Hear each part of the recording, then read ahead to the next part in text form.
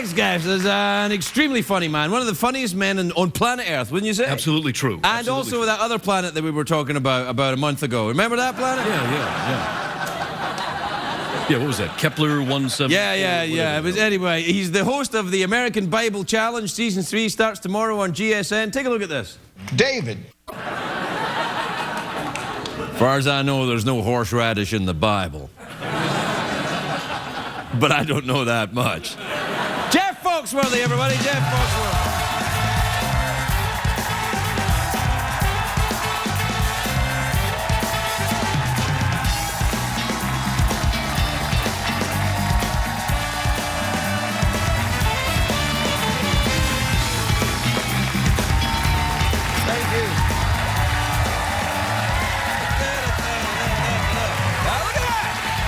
Crazy. Hey, there's no horseradish in the Bible, is there? I don't think there is. No, I mean, are there any recipes at all in the Bible? There's like manna, you know. Yeah, manna. Yeah. But manna was from heaven. It wasn't like here's how you make manna. I don't think God was giving out the recipe. No, I don't. Making it every day. Yeah, I don't think there's got. I bet you there's everything in there. There's bound to be. Do you know the Bible? Do you know it well? Pretty good. You know, the thing on the show, though, because I've got this accent and my Southern education, so I butcher every name in the Old Testament. The cards that I hold, it's just phonetic pronunciations of the Old Testament names. And I have a little thing in my ear where they'll say things like, Jeff, ask the question, but go to commercial before you reveal the answer. Half the time, they're just dying laughing, going, no, that's not even close, not even close. It's not Nebuchadnezzar, it's Nebuchadnezzar. They're hard, some of these things. Oh, yeah, like but also, if you're doing the American Bible Challenge, there's a lot of different people, who get very different ideas about how the Bible should be, read. So don't they get mad at you if you, because they might think a right answer is a wrong answer, and you know what I'm saying here? I have no idea what yeah, you do. No, I don't. Oh, yeah, well, and that's one of the things to consider is you've got all these different translations of the Bible. So when we ask a question, you may have like 8 possible answers, and they'll say it could be this, or this. So this is too hard a game show for me. Yeah. Do you think you do well at it? I mean, what was this? Smarter than a fifth grader? Smarter than a fifth grader. Yeah.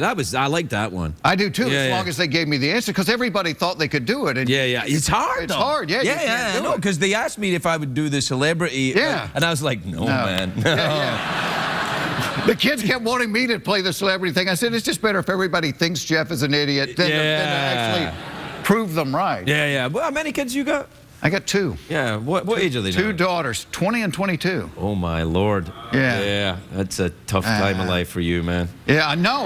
Well, you're kind of the other side of it now, because we're empty nesters this year. I haven't worn pants since September. It's awesome, man. It's, the first time was the show tonight. So. Yeah. You got nice legs? You do squats? Where do you live now? Atlanta. Still in Atlanta? I grew up in Atlanta. I was out here for about 7 or 8 years. Back a long time. Yeah. You ever go to Nashville? Yes. Do you really? Yeah. I like Nashville. Yeah. You walk around drinking moonshine. Walking down the street, turning my guitar. Playing your guitar. Yeah. Do you play music? No, I don't. But I love music. I think every comedian is a comedian because we all secretly want to be a musician. Oh, for sure, absolutely. I've never met a comic that didn't want to be a musician. Yeah, I know, and I've never met a musician that didn't want to be an actor. Really? Yeah. And then when they try, you ever see Mick Jagger at the acting? It's not so good. Oh, bad. I'm just going to perform. And just how many parts can you do like that, right? That's right. No, Jurassic Park 4.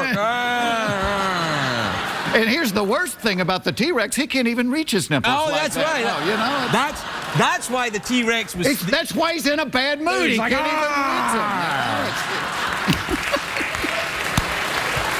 him. There you go.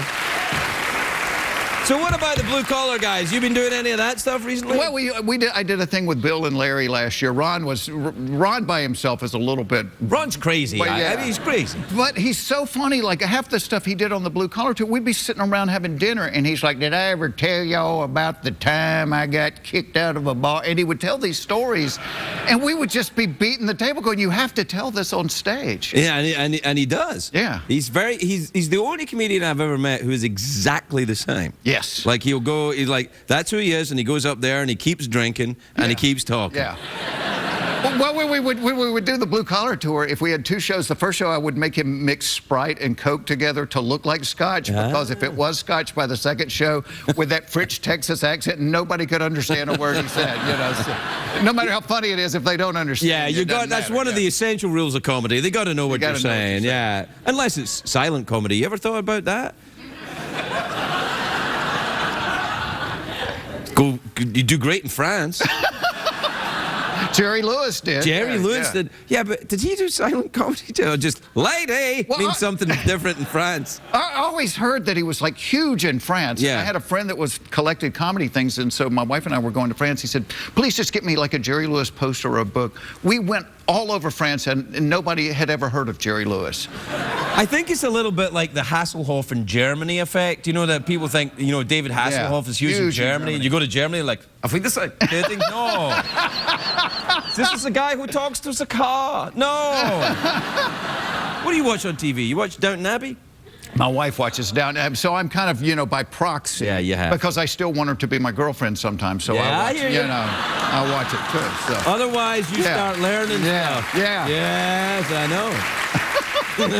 Do you ever watch, you know what my wife makes me watch, and now I've become addicted to, is the House Hunters International. You ever watch that? No. Oh, man, you got to see that. No, what is that? Well, it's a show that if you watch it with your wife, it gets you laid, and...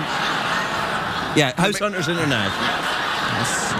Because we would do that. We would watch that. Of course, if that's the end result. You watch House Hunters International? Yes, I do. Yes, I do. No, it's great. It's about these people that look for houses, but it's always like Canadians looking for houses in inappropriate areas. So it's like, you know, Sam and Bill are really, you know, tired of busy Toronto, so they want to go to war-torn Kosovo for a night. It's really fantastic. All right, I'm watching it. Yeah. What do you watch then? You watch the Duck Dynasty? No, you know what? I get like, we just finished watching like True Detective. Oh, right. You know, we're in the age now, and the killing and stuff like that. Yeah, no, that's good stuff. You know, family-friendly entertainment. When you're not watching the Bible Challenge, let's watch somebody get killed. So, well, it takes it the other way. Yeah. You know, you got your wholesome, and then you got your... True Detective's pretty rough. Yeah, it was, but it was, Matthew McConaughey was amazing. Yeah, no, he's good. He's a very... You can do his voice, can't you, Jeff? All right, all right. There you are. Very good. Now, can he do me? Yeah, I think you can, actually. Can you do Jeff? Sure. Let's see. If you're plugged into a wall and work for a late-night douche, you might be a robot skeleton. We'll be right back with Jeff Foxworthy, everyone.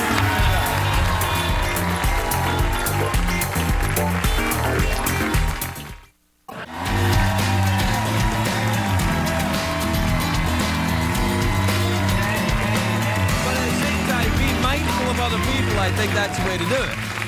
Welcome back, everybody. I'm here with Jeff Foxworthy. We're out of time, Jeff. Oh, no. Wow, that went fast. No. You in therapy? Come on, man. Okay. Were you ever slapped around by grade school teachers when you were young? No, I don't think so. I don't. Come on, I think that's called denial. What?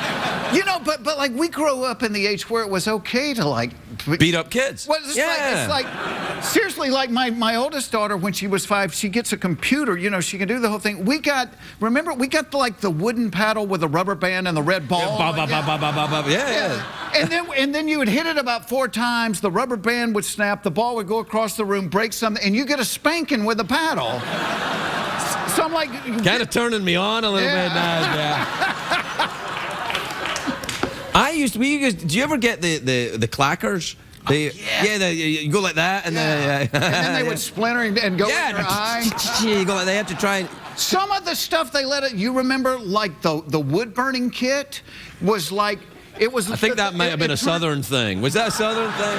Does anybody remember that the and it would get Really? It was a sharp metal stick that would heat up to like 5,000 degrees, and then you would burn a picture into a piece of wood, and the cord on it was like that long, so you would always be next to the drapes while you were playing with it. Whoa! That's it. Now, did you have lawn darts? Lawn darts, yeah. I still have scars. What a great idea. Yeah. Because and on the front of the box, you had a plastic circle in front of you, and you were supposed to throw the darts into the plastic circle in front of your friends with a dart, a 12-pound dart. But I had regular darts. I had an older brother, and he told me, because I didn't know any better, he said, this is how you play darts. You hold the dartboard, and I throw the darts.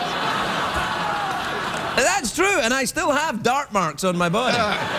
We would throw the lawn darts up in the air, and I would always say, if you catch one of those with your head, you're getting coloring books for Christmas the rest of your life. I mean, it's done. Yeah, it'd be pretty bad. But now it's like I can't do it anymore. And my kids are still young, and they go, you can't spank them. You got to be nice to them and I know it. And deal with their feelings and stuff. It's a problem. Now, did you have, my parents were too lazy. We had the swing set. Yeah. My parents were too lazy to actually dig a hole and go buy a bag of concrete. So our swing set, anytime you swung, the legs of it would be like, womp, womp. Yeah. I had those. Yeah, good times. I'm amazed we survived, to be honest.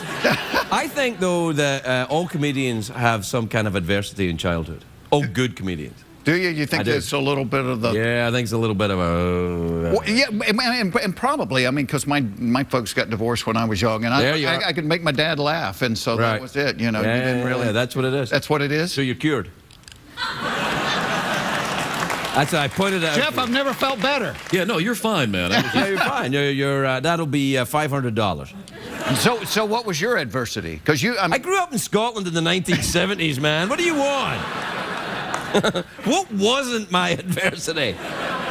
Pick something. Dentistry, sniffing glue, abusive teachers. Well, that was another thing as a kid, because now my mom, if she sees me drink a beer, my mom just has a fit.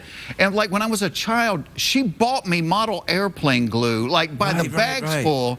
And you're in your room trying to build models. I'm higher than AC/DC. Yeah.